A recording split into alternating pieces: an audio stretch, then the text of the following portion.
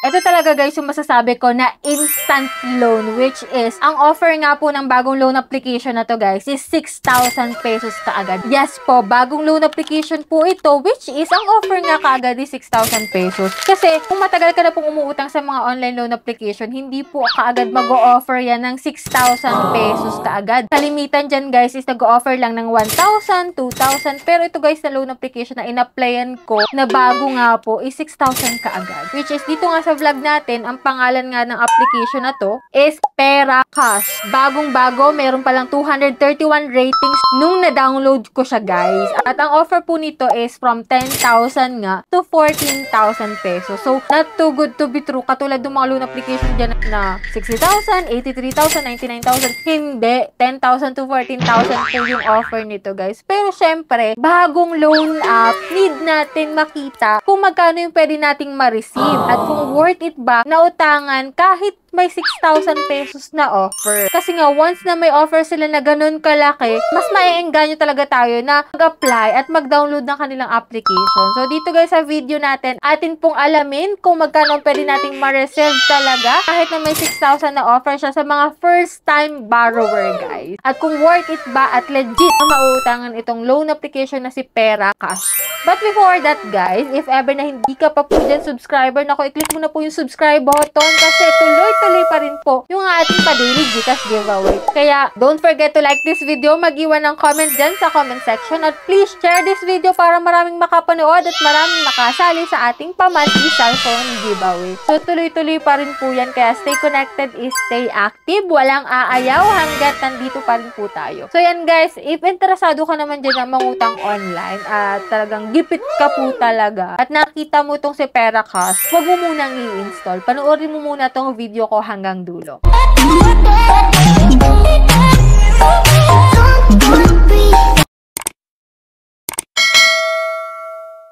So, disclaimer na guys, hindi po tayo agent or promoter nito. So, sa katunayan nga po, a-applyan ko siya para sa inyo para makita natin yung 6,000 na offer niya guys. Kasi 6,000 po kaagad yung pwede kong mautang dito as first time borrower at first time na pag-apply ko sa kanila. So, check natin guys kung worth it utangan itong si Pera Cash. So, dito guys, na-download ko po ito sa App Store. As of now guys, hindi pa po siya available sa Google Play Store. At ito nga guys, ito po yung mga nakalagay sa kanyang ads. So yan, Pera Cash is an online personal loan application that provides loan services to registered members. Siyempre, magre-register ka using your active mobile number dito guys. And simple process, easy to operate. Kung makikita mo nga dito guys, 10,000 to 14,000 yung offer niya. So let's see. So after nun guys, in-applyan ko na po itong si Pera Cash. At syempre, kapag wala ka pang account dito, maglalagin tayo using our active mobile number. And then may isasend po doon na OTP code. So get code and sign in lang tayo. And after nun guys, so welcome to Pera Cash. 4,000 naman dito yung minimum na pinapalo niya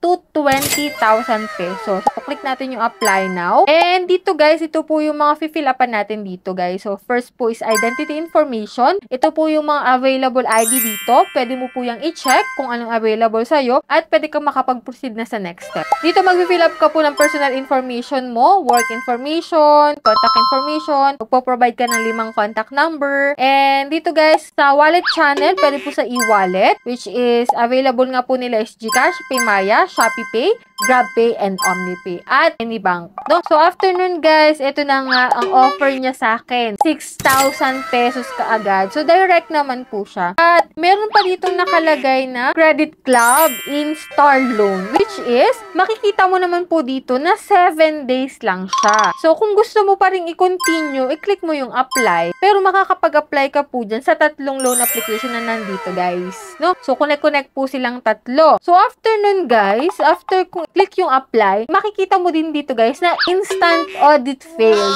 Yes, auto-reject siya guys. Kasi biruin mo guys, dun sa pag-apply ko sa kanya, ka-apply ko lang, tapos audit failed ka agad. At hindi rin po siya nagpakita ng loan details dito guys ha. Doon sa 6,000 pesos, 7 days lang po yung nakalagay na repayment period. Pero wala pong nakalagay kung magkano yung pwede mong ma-receive sa 6,000. Wala rin pong nakalagay kung magkano yung mga ibabawas, kung ano-ano yung mga iyon. So, audit failed po siya. Auto-reject po itong loan application na to. At kung makikita mo nga dito, sorry, your loan application failed. So, dito guys, kung gusto mo pa rin mag-try, kahit nakita mo na nga dito sa pag-apply ko, na audit failed kaagad siya, na audit rejected, nasa sa inyo na po yung desisyon. So, sinabi ko naman sa inyo na 6,000 yung offer niya, first timer ako guys, at 7 days lang po yung repayment period niya. At dun po sa mga 7 days na repayment period is hindi ko po kayo ma-recommend na applyan nyo sila. Kasi nga, bukod sa hindi pa po siya transparent, wala pong nakalagay na loan details, hindi malinaw kung magkano yung marireceive mo, is after a week, magbabayad ka na po. Hindi natin alam kung malaki ba ang pwede nang ibawas na interest, service fee.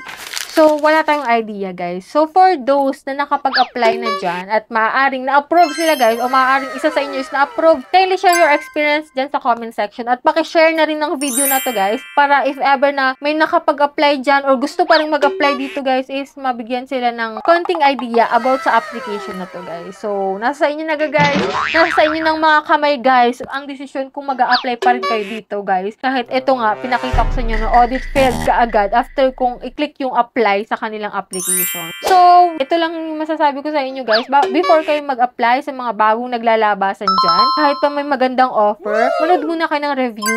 Magbasa muna kayo ng review sa kanila bago nyo siya applyan. Kung nakita nyo maganda at okay, why not? Pero pag nakita nyo red flag, huwag nyo nang ituloy. Huwag nyo nang applyan guys. So, yan. Bago tayo magtapos guys, i-announce ko po muna yung aking second lucky winner for today's video. So, yan. Congratulations po sa kaagad. I-claim mo na po yan at mag-PM ka na sa aking Gmail account guys. So, for those na hindi pa nananalo, stay connected, stay active lang, walang aayaw. Malo na ikaw yung susunod na winners natin. So, that's it. Sa mga hindi pa dyan nakasubscribe sa aking YouTube channel, kindly click the subscribe button, turn on the notification bell, and be updated lagi sa ating mga latest uploads. So, bye-bye na muna for now, guys. See you on my next video.